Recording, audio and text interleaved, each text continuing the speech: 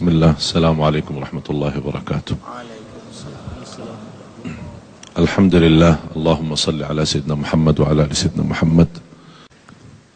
Memang banyak rahasia di waktu subuh. Cukup Rasulullah sallallahu alaihi wasallam bersabda di hadis yang sahih, "Man shalla al-fajr fi jama'ah fa ka'annama qama al-laila kullahu."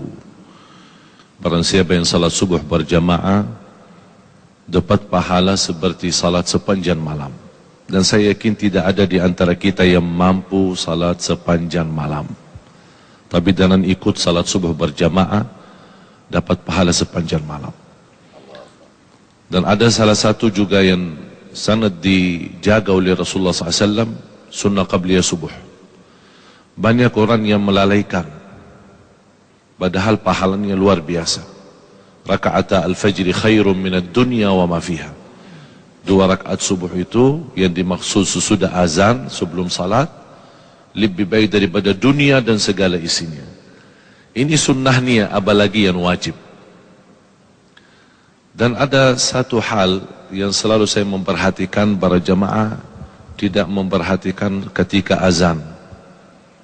Muazzin berazan, banyak yang sibuk megang HP-nya atau sibuk berbicara dengan temannya, atau diam di tempat di masjid tapi tidak mengikuti muazzin. Padahal ada hadis yang menjaminkan kita mendapatkan ampunan dosa, sebagaimana yang diriwayatkan Imam Muslim, khususnya ketika muazzin berkata asyhadu an la ilaha illallah wa asyhadu anna Muhammadar Rasulullah, kita menjawab wa ana asyhadu an la ilaha illallah wahdahu la syarikalah wa asyhadu anna Muhammadan abduhu wa rasuluh raditu billahi rabba wa bi Muhammadin nabiyya wa bil islami dina. Beda sama yang kita kenal, raditu billahi rabban wa bil islami dina wa bi Muhammadin nabiyya, itu biasa, itu zikir biasa. Tapi yang kalau dalam azan, ketika muazzin selesai kalimah syahadat sebelum masuk hayya 'alas salat, ini hadis diriwayatkan Imam Muslim. Sebelum masuk kepada hayya 'alas salat, kita langsung berkata, artinya wa aku bersaksikan, wa ana asyhadu an la ilaha illallah wahdahu la syarikalah wa asyhadu anna Muhammadan abduhu wa rasuluh raditu billahi rabba wa bi Muhammadin nabiyya wa bil islami dina. Terbalik, ghufira lahu ma taqaddama min dhanbih, diampuni oleh Allah Subhanahu wa taala dosa lalu. Dan ketika selesai azan la ilaha illallah, kita langsung jangan lupa salawat kepada Nabi Muhammad SAW, baru doa azan. Banyak orang yang suka doa azan tanpa salawat, padahal Rasulullah SAW bersabda, man qala hina yasma'ul adhan thumma salla alayya, di riwayat Imam Bukhari, bersalawat kepadaku. Jadi fantas kalau kita memulai Allahumma salli ala Muhammad wa ala ali Muhammad, Allahumma rabb hadhihi ad-da'wati at-tamma was-salati al-qa'imah ati Muhammadin wasilata wal fadila wa ba'athu maqam Mahmud alladhi wa'adta innaka la tukhliful mi'ad. Tambahan innaka la tukhliful mi'ad di luar sahih Bukhari, tapi disahihkan dan dihasankan oleh sebagian besar ulama. Innaka la tukhliful mi'ad. Apa yang kita dapat? Hullat lahu syafa'ati yaumal qiyamah, terjamin dapat syafaat Rasulullah SAW. Jadi sia-sia. Itu yang kenapa saya bilang namakan rahasia subuh, karena memang tersembunyi dari banyak orang, padahal pahalanya sangat luar biasa. Rahasia Allah berikan nikmat yang luar biasa.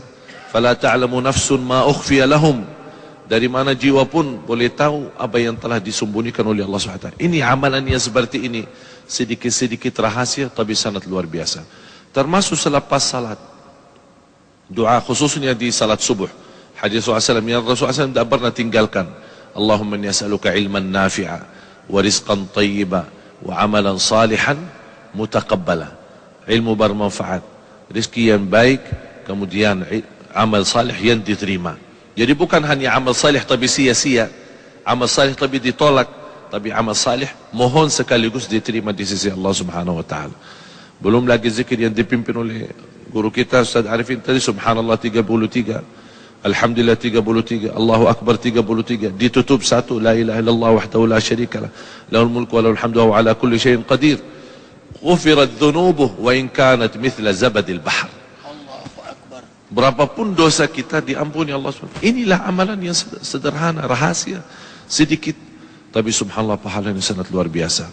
Yang terakhir, salah satu rahasia yang saya harap semua jamaah menjaga, karena sangat luar biasa amalannya dan sangat dahsyatnya apa yang kita akan dapat balasannya, adalah yang saya boleh namakan sedekah subuh.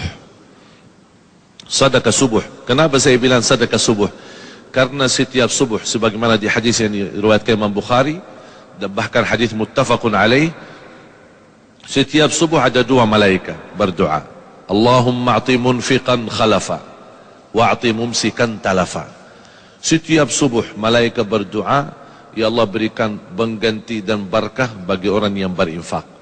Bahkan saya usulkan kepada jamaah, ada satu tabungan, boleh dinamakan tabungan subuh, khusus buat subuh.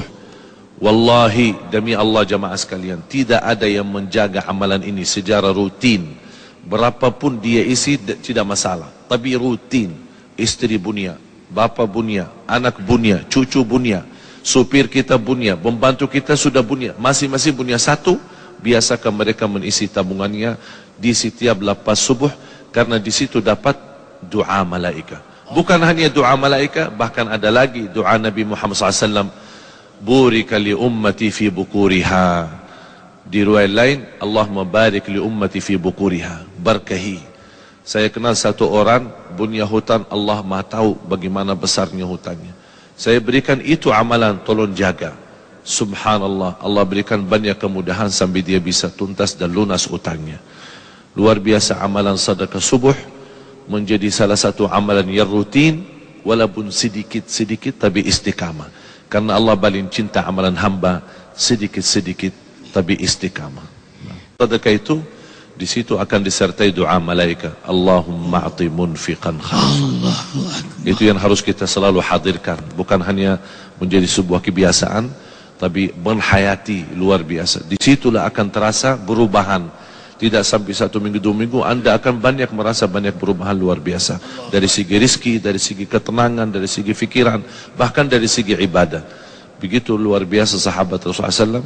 Seperti Abu Bakar radhiyallahu anhu, bagaimana Rasulullah SAW bertanya, siapa yang bersedekah subuh ini? Abu Bakar jawab saya. Siapa yang silaturahim orang sakit? Jawab Abu Bakar saya.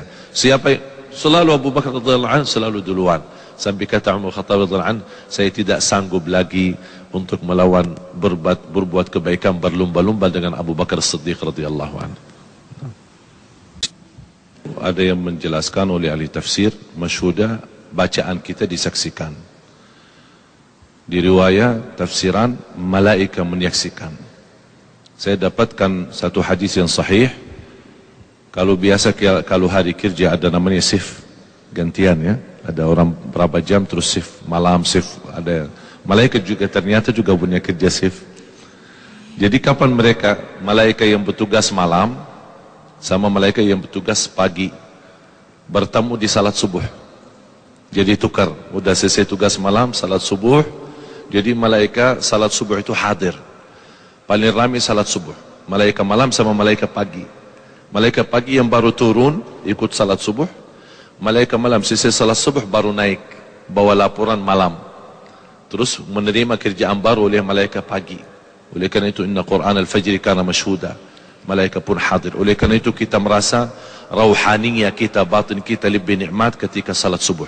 Dan saya ingin lain kali kalau imam salat subuh tolong lebih panjang lagi biar kita bisa nikmat.